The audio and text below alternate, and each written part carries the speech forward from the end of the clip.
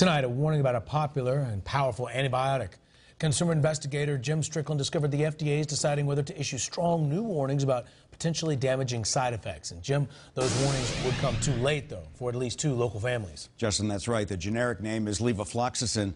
The brand name you may know is Levaquin. A Duluth woman says just 2 pills killed her husband. A Carroll County man blames the 7 pills he took for ruining his life. Each man had a common infection and a tragic outcome. Best shape of his life at 41. Although Chris was always an athlete and stayed in shape, he was at his prime. His wife says fitness enthusiast Chris Danley had just aced a physical. After feeling ill on a Saturday morning, an urgent care doctor prescribed Levafloxacin. But he couldn't tolerate it after 2 pills.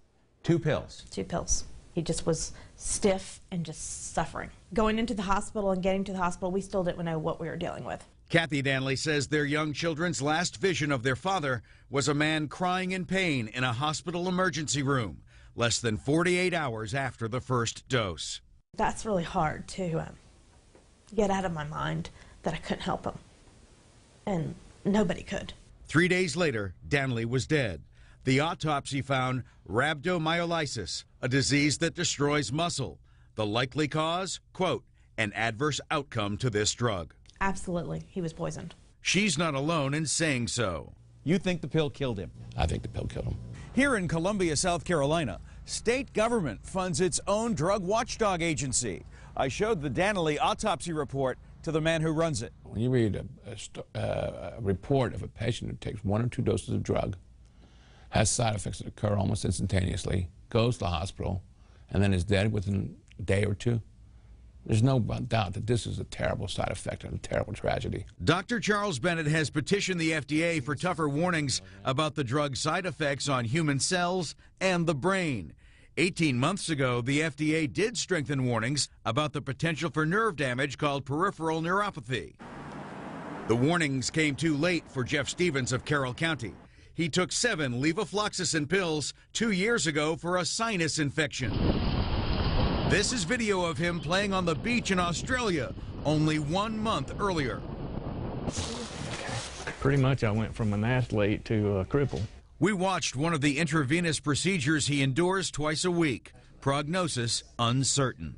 I may be one of those that's crippled for the rest of my life. It's terrifying. Levafloxacin is part of a family of 6 antibiotics called fluoroquinolones. An FDA report in 2013 found levafloxacin is responsible for half the severe nerve damage cases blamed on those drugs. Their bodies are falling apart. It is horrific. Stephen's fiancée is now part of an international campaign to help patients and educate doctors.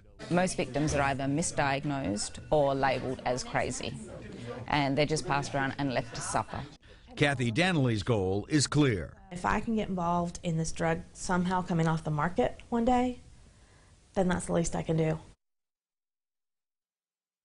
Now, a dozen companies make the generic based on the Levaquin formula from Johnson & Johnson. A spokesperson for that company told us, quote, "We are aware of the citizen petitions and we are evaluating them. When used according to product labeling, Levaquin has been proven to have a favorable benefit-risk profile." Levaquin sales hit $1.3 billion in 2010. That's the year before it went generic. The FDA has received reports of more than 1,200 deaths blamed on this formula. Now, those are just complaints. Nothing confirmed about the link between Levaquin and here's the thing. things. I mean, before you'd ever want to put this in your mouth, you'd want to know, you know, was this even on the table? So here's the question. Did Chris have any sort of knowledge about this? Well, here's the deal. That syndrome that Chris Danley had was called rhabdo for short. And it's listed as a rare occurrence deep down on the pill insert, a rare occurrence that was reported by patients after the drug went to market. There's no real official warning on the label that patients would most likely read. Wow, That's Jim. sad.